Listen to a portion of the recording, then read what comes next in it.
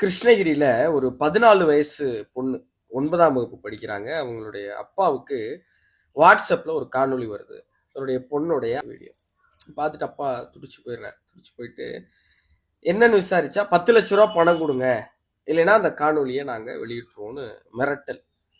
காவல் நிலையம் போயிட்டாரு. காவல் நிலையம் போயிட்டாரு. வழக்கு பதிவு பண்ணா காவல்துறை தேடுது. இப்ப யார் இத பண்ணான்னா 14 வயசுடைய 3 பசங்க. 14 வயசுடைய 3 பசங்க. என்ன பண்ணியிருக்காங்கன்னு பார்த்தா அந்த பொண்ணுடைய போட்டோவை மார்பிங் பண்ணி இன்ஸ்டாகிராம்ல ஒரு ஃபேக் அக்கௌண்ட் கிரியேட் பண்ணியிருக்காங்க.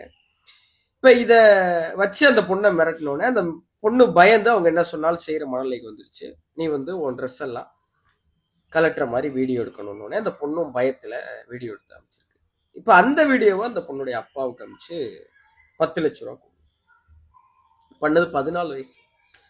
இப்ப பொதுவா இந்த கிரைமுக்கெல்லாம் இந்த தண்டனை அப்படின்னு நம்ம செயல்படுத்துறோமோ இல்லையோ, குற்றங்கள் அளவுக்கு மிஞ்சி போகாம இருக்கிறதுக்கு இந்த மாதிரியான சில கெடுபிடிகள் இருக்கு.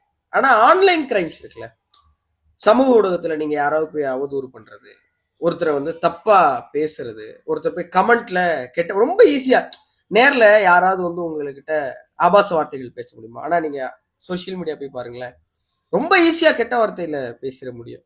இதெல்லாம் என்னைக்கு தடை? 14 வயசு பையனுக்கு ஒரு தைரியம் வந்துருப்பாருங்க. 3 பசங்களுக்கு ஒரு பொண்ணை மிரட்டுறதுக்கும் 14 9ஆம் கிளாஸ் எல்லாம் என்ன பண்ணிட்டு இருந்தோம் நம்ம எனக்கு தெரியலையே. ஏன்னா 9ஆம் கிளாஸ் படிக்கிற 3 பசங்க சேர்ந்து ஒரு பொண்ணை மிரட்டி இந்த வீடியோ எடுத்து அனுப்ப சொல்லி அவங்க அப்பாவுக்கு அமிச்சு 10,00,000 பணம்.